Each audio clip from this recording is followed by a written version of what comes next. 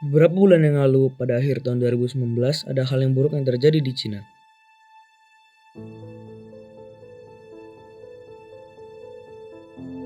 Pihak dari Cina telah menemukan penyakit pneumonia viral, yang gejalanya sedikit mengganggu kepada sebagian orang, tetapi mematikan untuk beberapa orang yang lain. Virus ini mempunyai gejala yang serupa dengan SARS, sebuah wabah yang bermulai di Cina pada tahun 2003, tetapi jauh lebih mudah menyebar daripada SARS. Tercatat tanggal 2 April 2020, virus ini telah menginfeksi lebih dari 900.000 orang dan telah merenggut nyawa lebih dari 47.000 jiwa. Jadi sebenarnya apakah wabah ini dan apakah yang harus kalian lakukan untuk menghentikannya?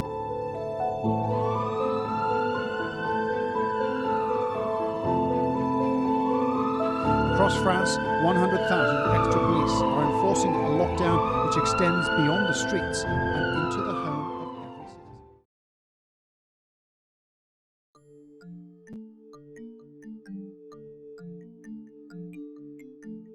Para dokter menamai penyakit ini COVID-19 atau COVID-19, singkatan dari Coronavirus Disease 2019 atau penyakit coronavirus 2019. Dan virus penyebabnya dikenal sebagai SARS-CoV-2 atau SARS-CoV-2, singkatan dari Severe Acute Respiratory Syndrome Coronavirus 2 atau Coronavirus Sindrom Pernafasan Akut Berat 2. Virus ini ada di dalam keluarga coronavirus yang lebih luas, yang mendapatkan namanya dari bahasa Latin corona yang berarti mahkota, karena virus ini mempunyai bentuk yang serupa dengan mahkota. Contoh jenis-jenis coronavirus yang menyerang manusia lainnya adalah SARS yang bermula di Cina pada tahun 2003 dan MERS yang bermula di Timur Tengah pada tahun 2012. Kedua penyakit tersebut mempunyai gejala yang serupa dengan flu, tetapi jauh lebih mematikan. Walaupun SARS dan MERS lebih mematikan dari COVID-19, COVID-19 dapat menyebar jauh lebih cepat, bahkan lebih cepat daripada flu biasa. Virus ini dispekulasikan untuk bermula di pasar Huanan di kota Wuhan, Cina. Dikarenakan lebih dari setengah dari semua kasus-kasus pertama COVID-19 adalah dari orang yang pernah ke tempat ini seminggu sebelumnya. Memang itu belum memberikan bukti yang kuat untuk menutup pasar ini, tetapi pemerintahan Cina langsung menutupnya saat virus ini menyebar di penjuru Wuhan dan provinsi Hubei. Tidak lama kemudian jumlah kasus mulai naik. Jumlah teridentifikasi COVID-19 naik secara rapid. Dari 100 kasus pada tanggal 18 Januari ke 1.000 kasus pada tanggal 24 Januari. Menembus 10.000 kasus pada tanggal 31 Januari dan mencapai 100.000 kasus pada tanggal 4 Maret. Sayangnya, saat video ini diupload belum ada vaksin untuk COVID-19. Jadi hal yang terbaik yang bisa kita lakukan adalah, seperti banyak orang bilang, flattening the curve atau melandaikan kurva. Tetapi apa sih maksud dari hal tersebut? Untuk mengambil pemahaman sedikit tentang wabah, epidemi, dan pandemi, kalian harus tahu terlebih dahulu tentang perkembangan eksponensial. Sebuah penyakit seringkali menyebar secara eksponensial. Nah, konsep pertumbuhan eksponensial ini kadang bisa dianggap tidak lazim bagi pikiran kita. Kenapa? Bayangkan ada sebuah hewan atau makhluk yang berbentuk bulat dan mampu mereproduksikan satu anak tiap harinya. Baik, anggap kita taruh hewan ini di dalam suatu bak atau kolam. Anggap aja sebesar sebuah sekolah berwarna biru. Dia akan terus bereproduksi sampai kolam atau bak tersebut penuh. Nah, apabila kolam tersebut terisi penuh pada hari ke-100, pada hari berapakah kolam tersebut hanya terisi setengah? Jawabannya adalah pada hari ke-99. Hanya dalam satu hari, kolam tersebut berubah dari setengah penuh ke terisi penuh. Karena tiap-tiap hewan yang mengisi setengah kolam itu akan menghasilkan satu anak pada keesokan harinya, yang menggandakan jumlah mereka pada keesokan harinya. Lalu, apabila diberikan situasi yang sama, pada hari berapakah kolam itu hanya terisi 1%? Jawabannya adalah pada hari ke-94. Butuh 94 hari untuk mengisi 1% kolam, sedangkan hanya perlu 6 hari lagi untuk mengisi seluruh kolam.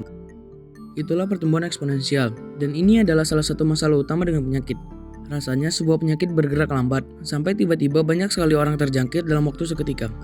Tetapi sebuah wabah tidak mungkin menyebar selamanya. Pada akhirnya wabah itu akan mencapai titik di mana semakin sedikit orang terjangkit perharinya, sampai semua orang memiliki imunitas terhadap penyakit ini. COVID-19 adalah sebuah pandemi, yang berarti penyakit ini bisa menyebar secara cepat di berbagai daerah di penjuru dunia. Hampir semua negara di dunia telah memiliki kasus positif. Sebuah pandemi bisa berakhir dengan dua cara, pandemi cepat dan pandemi lambat. Pandemi cepat akan menghasilkan lebih banyak korban daripada pandemi lambat, dan pandemi cepat akan pasti teringat di dalam sejarah kita, bersampingan dengan Spanish flu dan The Plague. Kenapa demikian?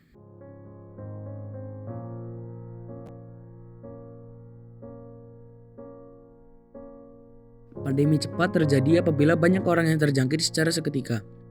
Kita anggap lingkaran ini adalah orang. Apabila ia terjangkit, diberi warna hijau.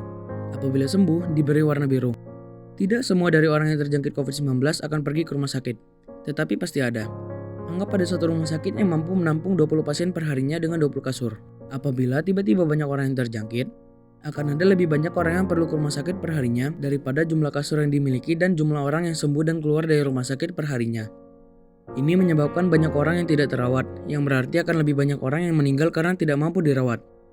Sedangkan pandemi lambat terjadi apabila lebih sedikit orang terjangkit dan perlu fasilitas rumah sakit, dibandingkan dengan jumlah kasur dan jumlah orang yang sembuh dari rumah sakit tersebut.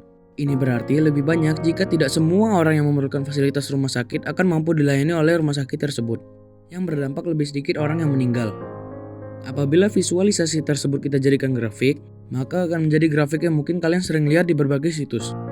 Memang jumlah yang terinfeksi pada kedua senario sama saja, tetapi akan ada lebih sedikit orang yang meninggal apabila terjadi pandemi lambat. Kita juga bisa mengurangi jumlah total yang terinfeksi apabila kita melakukan hal-hal yang tepat. Oleh karena itu, kita juga harus menjadikan COVID-19 berjalan seperti pandemi lambat. Salah satu cara utama mencegah penularan adalah dengan melakukan physical distancing, yaitu menjauhi kerumunan dan tempat yang ramai, dan hanya pergi ketika ada hal yang sangat penting. Kita juga perlu mencuci tangan dan tidak menyentuh wajah. Tetapi melakukan physical distancing jauh lebih efektif daripada mencuci tangan dan tidak menyentuh wajah. Bukan berarti kalian tidak harus melakukannya. Kedua hal tersebut harus kalian lakukan juga. Karena walaupun kalian cuci tangan serutin-rutinnya, tetapi kalian pergi keluar seenaknya, kemungkinan kalian terinfeksi pasti akan jauh lebih besar daripada apabila kalian hanya menetap di rumah. Berbagai macam YouTuber mempunyai video-video yang menjelaskan kenapa demikian dengan baik.